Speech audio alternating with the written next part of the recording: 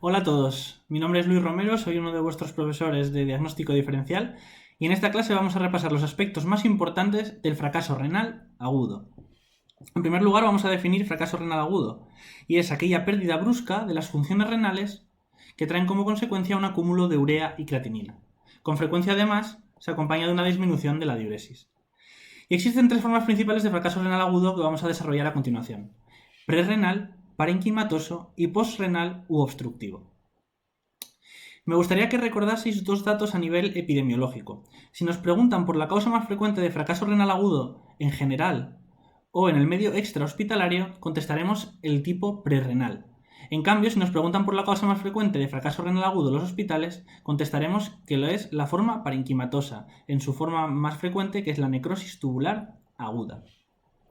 Comenzamos con la primera de las formas, que es el fracaso renal agudo prerrenal. Se trata de una respuesta fisiológica a la hipoperfusión renal y es reversible.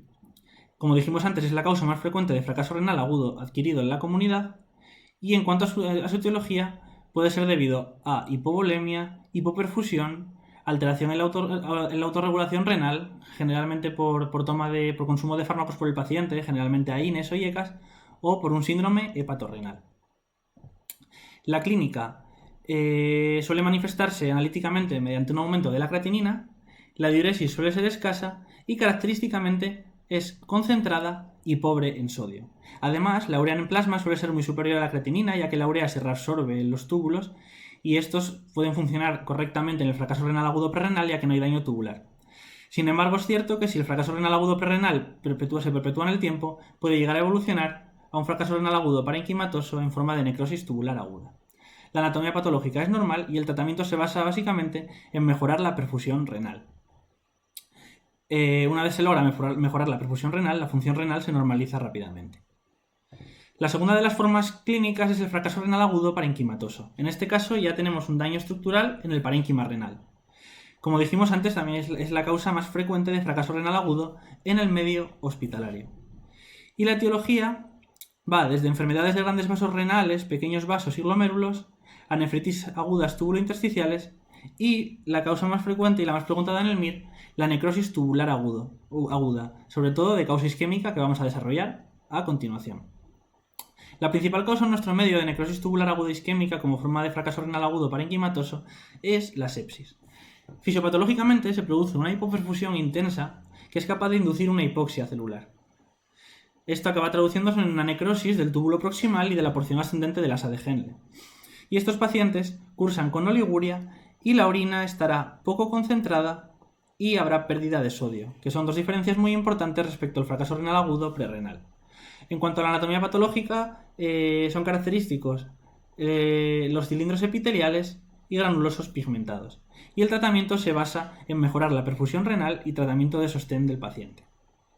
Aquí os traigo un par de imágenes de esos cilindros epiteliales y granulosos pigmentados característicos de la necrosis tubular aguda. Y aprovecho este momento para hacer un repaso rápido de los aspectos más importantes de los cilindros urinarios. Por un lado tenemos los cilindros hialinos, que son un hallazgo normal, constituidos por proteína de Tan-Horsfall. Luego tenemos los cilindros grasos, característicos del síndrome nefrótico.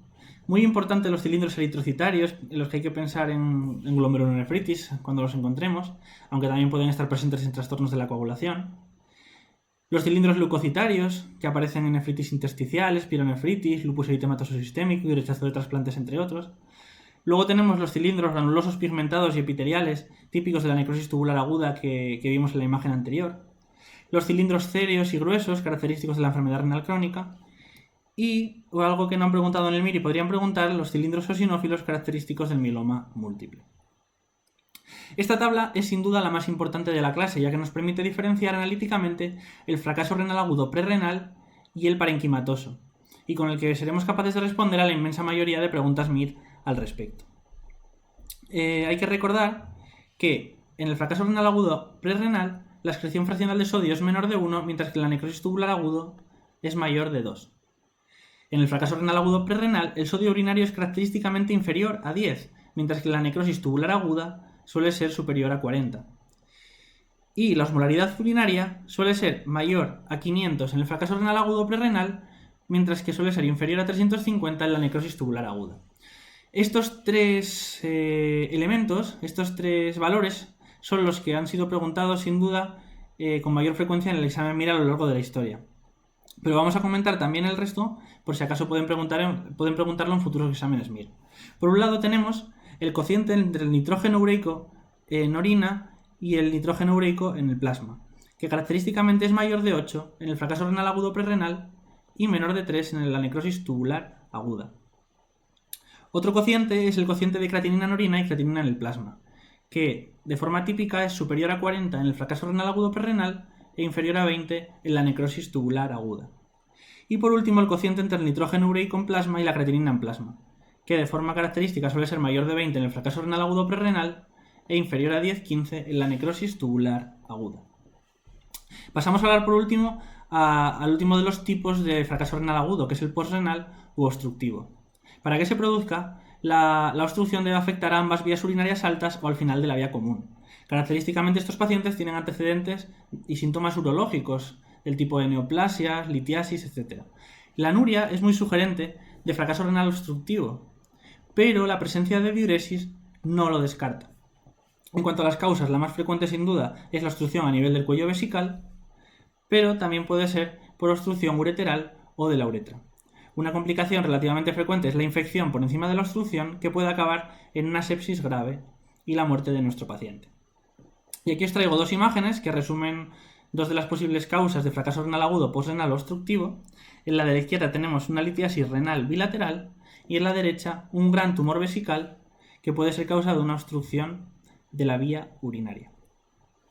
Y esto es todo. Muchas gracias por escucharme. Espero que la clase os haya resultado de utilidad, que es lo importante. Mucho ánimo con el estudio, mucha suerte y hasta la próxima.